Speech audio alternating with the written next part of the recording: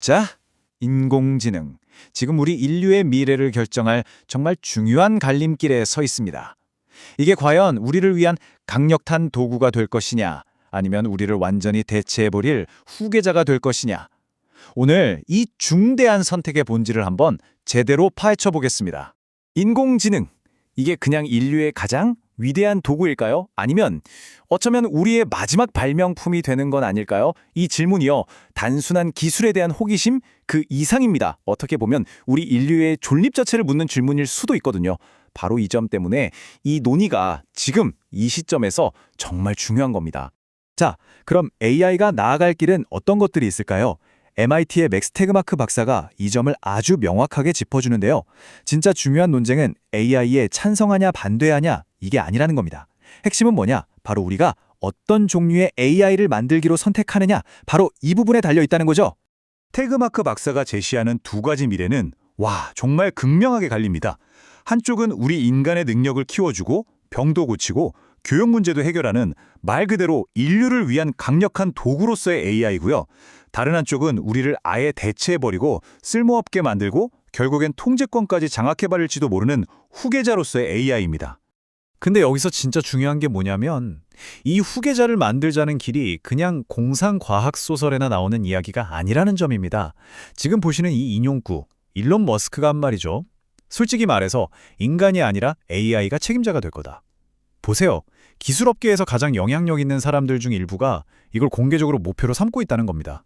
아니, 그러면 우리가 통제할 수 있는 그러면서도 강력한 AI를 만들 방법은 없는 걸까요? 당연히 있죠. 태그마크 박사는 바로 도구 AI라는 개념을 제안합니다. 이게 뭐냐면 AI의 세 가지 핵심 능력, 그러니까 특정 분야에서의 지능, 여러 분야에 적용되는 일반성, 그리고 스스로 움직이는 자율성, 이 세 가지를 일부러 전부 다 결합하지 않는 거예요. 여기서 중요한 점은 이렇게 통제 가능한 시스템만으로도 우리는 이미 어마어마한 혜택을 얻을 수 있다는 사실입니다. 자, 그럼 바로 여기서 이런 의문이 생기죠. 아니, 도구 AI만으로도 이렇게 많은 걸 이룰 수 있다면 왜 지금 업계는 훨씬 더 위험해 보이는 길로 막 질주하고 있는 걸까요? 이상하지 않으세요? 네, 그 이유가 바로 이겁니다. 왜곡된 인센티브. 태그마크 박사의 지적이 아주 날카로운데요. 현재 AI 산업이 규제가 거의 없는, 말 그대로 샌드위치 가게보다도 규제가 덜한 유일한 산업 중 하나라는 거예요. 이런 규제 없는 환경 속에서 기업들은 안전을 챙기기보다는 어떻게든 시장을 먼저 차지하려고 속도 경쟁에만 내몰리고 있는 거죠. 이게 바로 바닥을 향한 경쟁의 현실입니다. 자, 이제 논의의 초점을 기술 그 자체에서 한 걸음 더 나아가서 이게 우리 인간의 정체성, 그리고 우리 사회에 미치는 그 깊은 영향으로 한번 옮겨가 보겠습니다. 이건 단순히 기술 문제를 넘어서는 어떻게 보면 영적인 도전이라고 할 수 있거든요.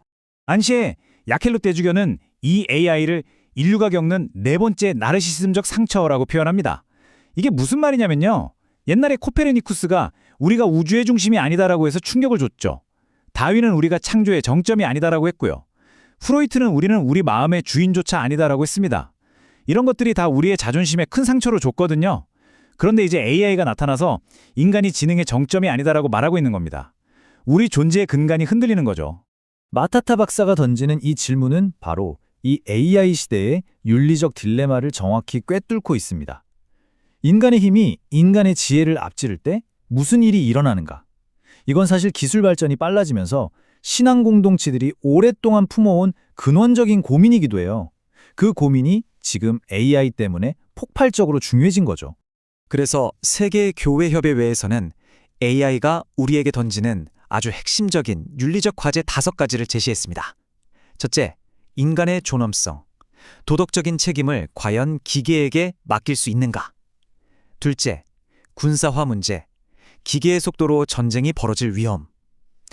셋째, 구조적 불의. AI가 기존의 역사적 편견을 더 심화시킬 수 있다는 거죠. 넷째는 권력의 집중. 소수의 거대 기업과 국가가 이 기술을 독점하는 문제. 그리고 마지막으로 생태적 책임. AI를 돌리는 데 들어가는 어마어마한 에너지와 자원 문제까지. 이 모든 게 우리가 지금 당장 마주하고 있는 현실적인 문제입니다. 자, 그럼 우리는 어떻게 대응해야 할까요? 문제가 심각해 보이는데. 다행히도 여러 분야의 전문가들이 거의 한 목소리로 실행 가능한 해법들을 제시하고 있습니다. 어떤 것들이 있는지 함께 살펴보시죠. 정말 놀랍게도 다양한 신앙 전통에서 나온 목소리들이 딱 4가지 구체적인 행동으로 모아집니다. 첫째, 강력한 규제를 요구해야 합니다. 제품이 나오기 전에 구속력 있는 안전 기준부터 만들자는 거죠. 둘째, 우리 스스로가 끊임없이 공부해야 합니다. 신학적 지혜와 기술적 지식을 연결해야 한다는 거고요. 셋째, 항상 정의의 문제를 중심에 둬야 합니다.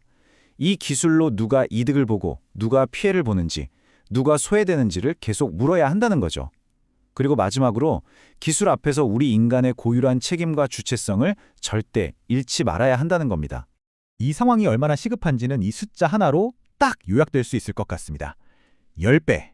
브라이언 그린 박사는요, 우리가 이 무서운 기술 발전 속도를 따라잡으려면 AI 윤리에 대한 사회적 논의와 구체적인 행동의 속도를 지금보다 10배는 높여야 한다고 강조합니다. 10배로.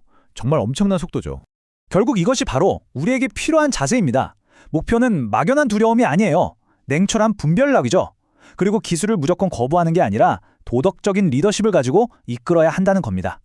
AI라는 이 거대한 흐름 앞에서 지혜와 용기를 갖고 기술이 올바른 방향으로 나아가도록 우리가 만들어야 한다는 것이죠. 마지막으로 이 질문을 여러분께 던지면서 마무리하고 싶습니다. 기술은 결국 우리 자신을 비추는 거울과 같다고들 하죠. 그렇다면 우리는 그 거울 속에 무엇이 비치기를 원할까요? 그 답은 기술이 아니라 바로 우리 각자의 가치와 선택에 달려 있습니다.